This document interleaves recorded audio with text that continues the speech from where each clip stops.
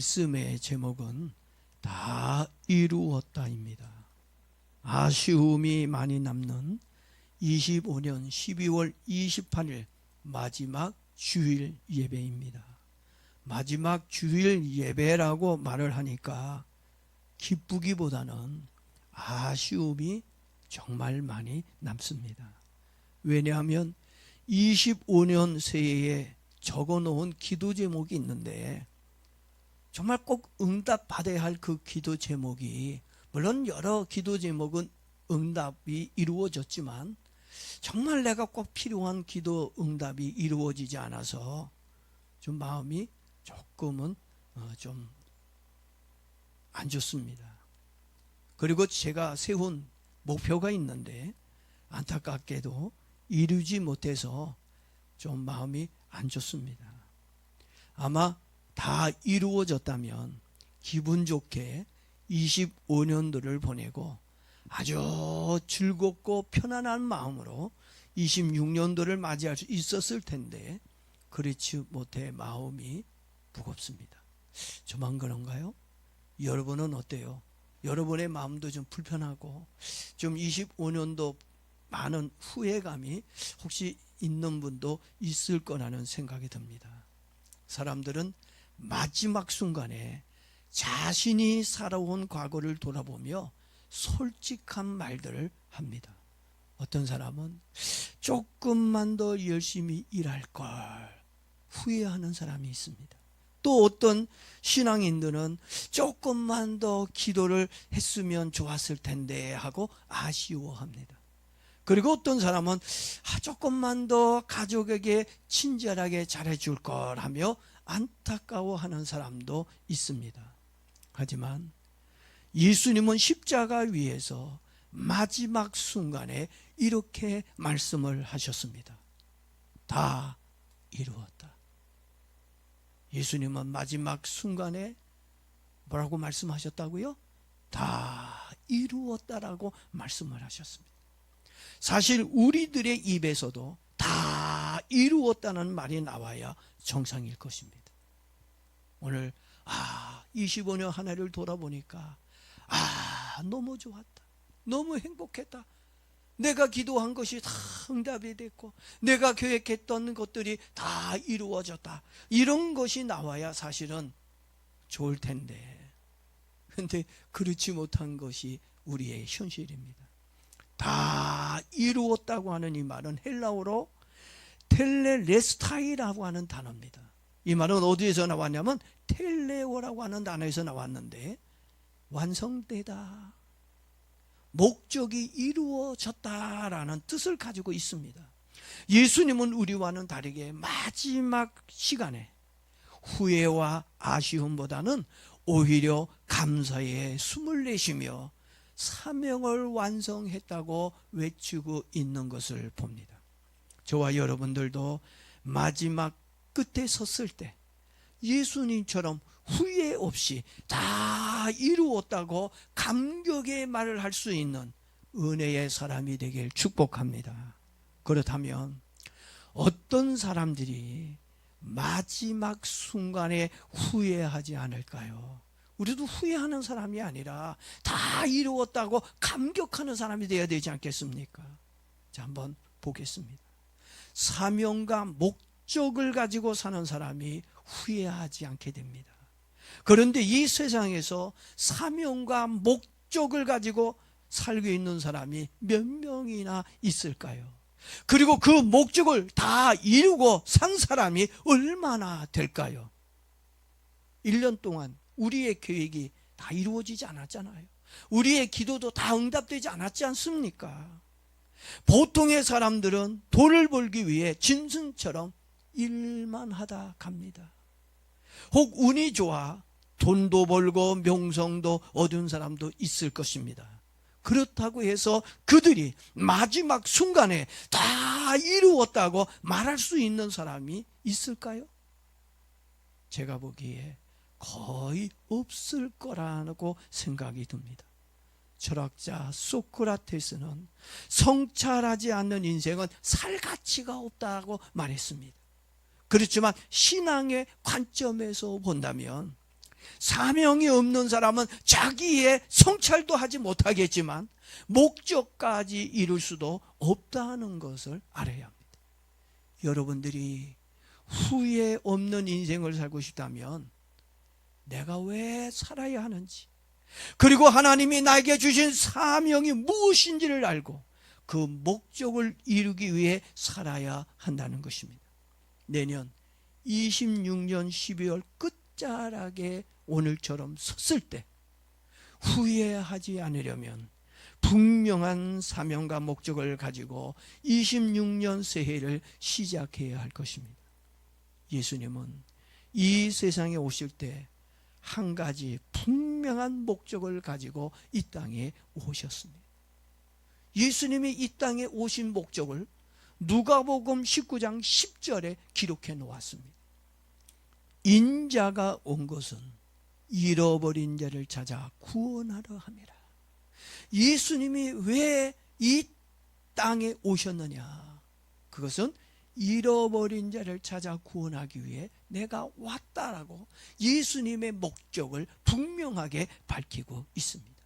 그래서 예수님은 하나님의 뜻을 이루기 위해 이 땅을 선택하셨고 십자가의 죽음을 계획하셨습니다. 누가 강요해서 가는 것이 아닙니다. 스스로 그 길을 가셨습니다. 왜요? 목적이 있기 때문에, 사명이 있기 때문에 가는 것입니다. 그리고 우리 예수님께서 마지막 끝자락에서 뭐라고 외쳤다고요? 다 이루었다고 외쳤다는 것입니다. 이 말씀은 단순히 끝이 났다라는 말이 아닙니다.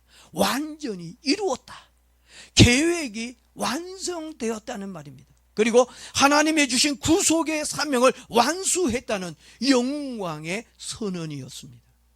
내년 26년 12월 마지막 주일에는 우리들도 예수님처럼 다 이루었다고 외칠 수 있는 감동이 있기를 축복합니다.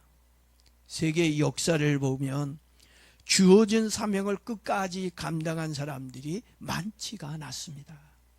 영국의 선교사 허디슨 테일러는 평생 중국 복음을 위해 헌신했던 사람입니다. 그가 임종 직전에 남긴 말이 있습니다. 뭐라고 말을 남겼냐면, 하나님은 신실하신 분이십니다. 하나님은 너무너무 좋으신 분입니다. 그 말을 남기고 하나님께 갔습니다. 그의 말에는 미련도 후회도 없다는 것입니다. 하나님이 주신 사명을 끝까지 이루었기 때문입니다. 그렇지만 어떤 젊은 사업가가 있었는데, 이 사업가가 돈은 엄청나게 많았는데 질병으로 죽게 생겼습니다. 그가 죽기 직전에 아쉬움이 가득한 말을 남기고 갔습니다. 지금 내가 가지고 있는 돈이 1,000억이 넘는데 그 돈으로 생명을 살 수 없는 게 너무 허무하다는 말을 남긴 후 눈을 감았습니다. 여러분들도 후회 없는 인생을 살고 싶다면 돈으로 사는 것이 아니라 사명과 목적을 가지고 살기를 바랍니다. 여러분들이 사명이나 목적을 가지고 살고 싶다면 3가지의 특징이 있어야 됩니다. 그러니까 사명이 있는 사람, 목적을 가지고 사는 사람에게는 이 3가지의 특징이 있다는 것입니다. 첫 번째 특징입니다. 사람들이 볼 때 가는 길이 비슷해 보여요.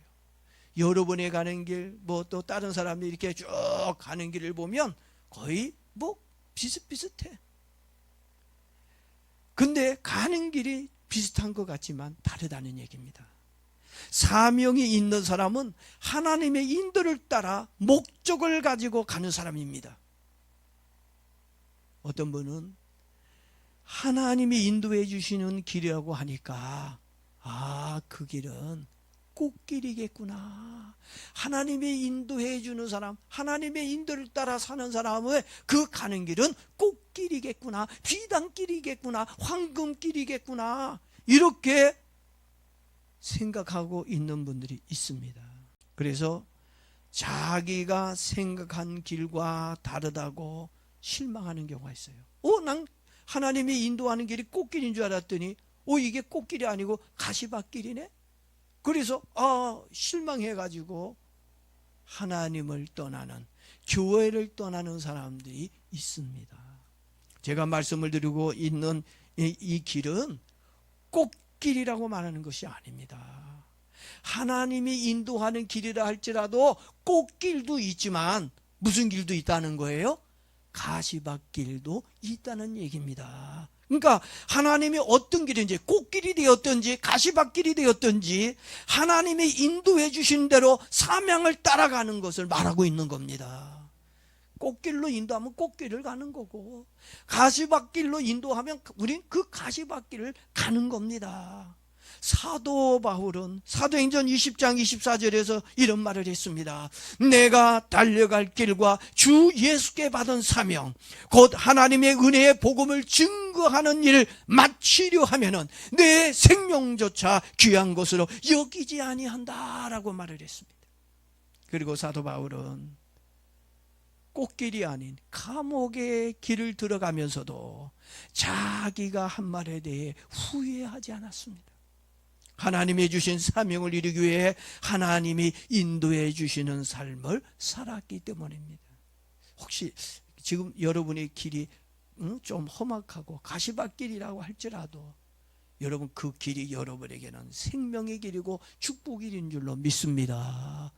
가시밭길이라고 여러분 두려워하거나 힘들어할 필요가 없어요. 반드시 그 길은 하나님이 책임져 줄 것입니다. 그리고 두 번째의 특징은 뭐냐? 환경이 비슷하더라도 생각이 달라야 돼요. 사명과 목적을 가지고 있는 사람들은 뭔가 달라야 된다는 얘기입니다. 예수님은 십자가를 앞에 두고 뭐라고 말씀하셨냐면, 그 앞에 있는 즐거움을 위하여 십자가를 참으셨다라고 히브리서 12장 2절은 그렇게 말해주고 있습니다. 사명은 고통을 견디게 하는 묘한 능력이 있습니다.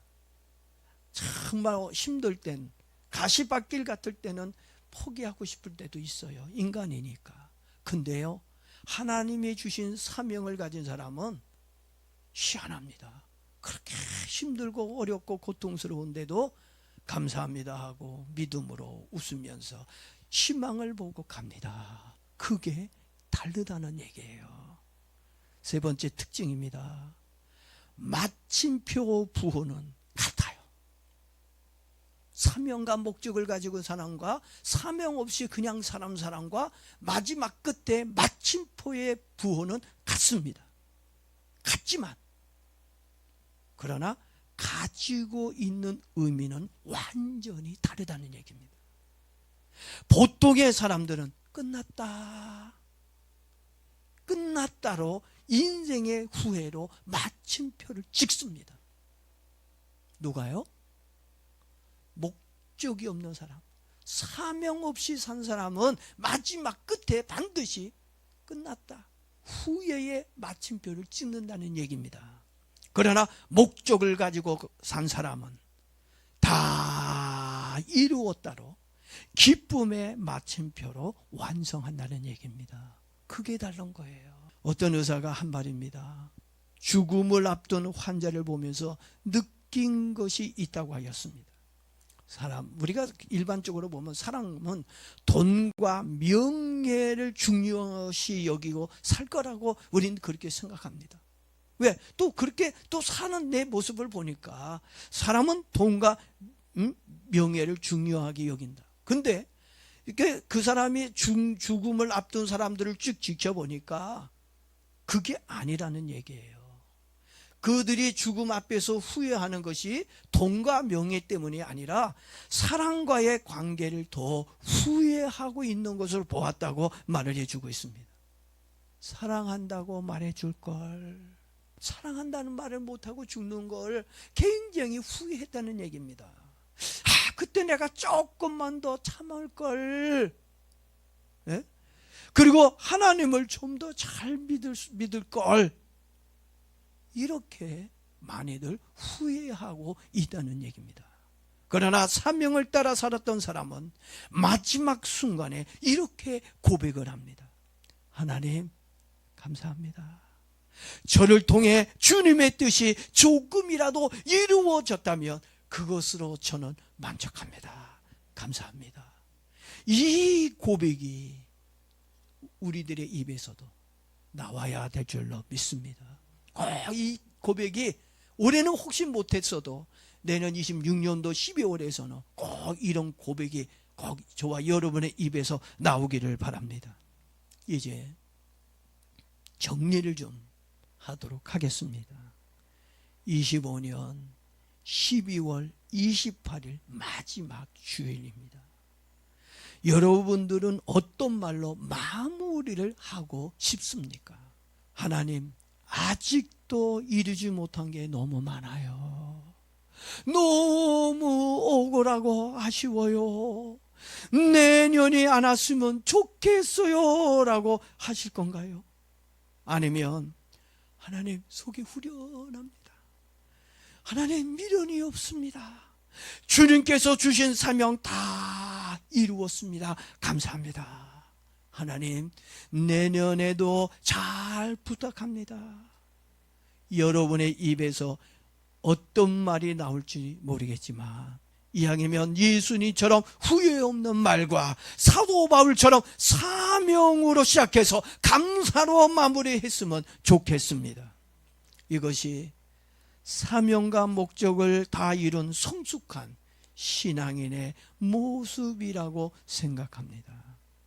오늘 25년 마지막 주일에 이런 결심을 여러분들이 했으면 좋겠습니다.